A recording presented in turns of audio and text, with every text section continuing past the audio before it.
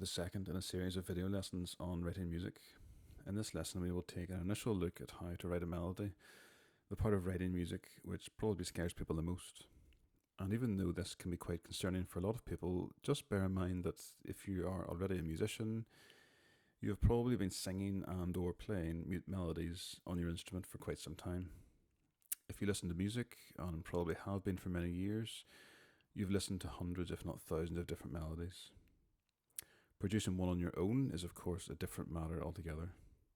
The melody or tune or theme, whatever you want to call it, of a piece of music is one of the most important parts of the writing process and sometimes one of the most challenging. Officially, a melody is, if we look at the actual definition, is defined as pitched sounds arranged in musical time. Now that doesn't maybe help us too much, but think of it as the part of music that you would sing along to if you're listening to one of your favourite tracks. That is the melody. If you think about it, without a melody, a song would have no lyrics because there would be nothing to sing along to.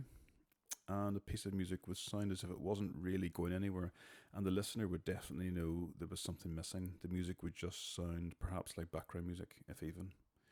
With no melody, a piece of music can lose its sense of direction and can actually be more difficult for the listener to follow the music. I suppose an example of an exception to this could be film music soundtracks, where a melody might not help a particular scene. Instead, the atmosphere created by the use of chords, bass lines, sound effects and so on might be more effective. As already mentioned, when people sing along to a piece of music or recognise a piece of music, it's most likely going to be the melody they recognise. Thinking about film soundtracks again, all of the most iconic and memorable film themes are easily recognisable, and this is because of the melodies within them that we have all grown to know and love. We don't tend to recognise the most well-known pieces of music from the choice of chords used. The exception to this is perhaps in popular music, where songs can be recognised by the chord progression and the choice of instruments, for example. Let's just go back to the definition here for a second. There are two main elements, pitch and time. That is something I'll explore in a later video. Before then arranging these elements of pitch, before writing a melody, it's important to note that there are two main approaches I will be using in this process. That's not to say these are the best, but given that a piece of music contains melody and harmony, or melody and chords, these tend to be the two most important elements to start with. So the first approach is to write the melody first, and then once the initial melody is written, and this could be 4 bars, it could be 8 bars to start with, you might not write the entire melody. After doing that, that melody is then harmonised by adding chords which accompany the melody. In case you're wondering, why do we need chords? What does harmonising mean? If I quickly show you a short melody without chords, let's have a look at this on screen. So here's a very, very straightforward melody, very short. It's only 2 bars long, but it can still be called a melody. It's an order of pitches, most of which are held on for the same length of time, apart from the last note.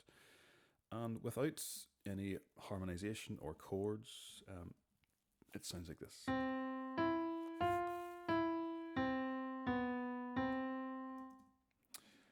And that sounds perfectly fine, doesn't sound wrong. But if you now add in chords which harmonise with the melody, which link in with the melody, i.e. they fit with the melody, you will hopefully notice that the melody now sounds better.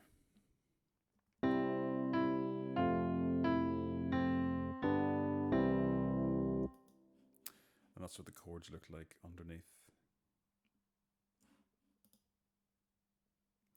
The second approach is to write a chord progression first, and once you're happy with the chords used, a melody then can be added above those chords.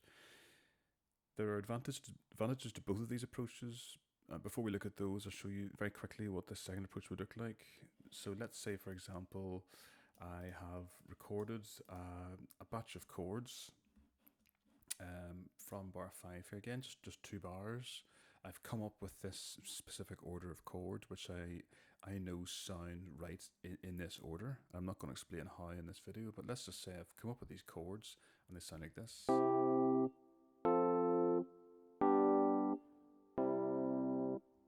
Okay, and And if I show you the melody, that again, I might spend a few minutes experimenting and working out and ensuring that this melody fits in with these chords. It's just a reversal of the order.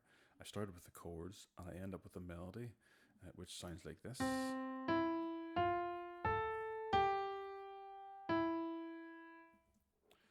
But I'm adding that on top of the already pre-recorded chords, which I've recorded earlier.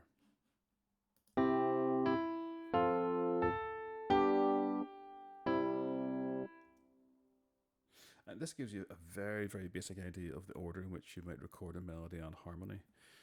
Writing a melody writing a melody first of all, as in melody then chords, does require some knowledge of how a melody can be constructed.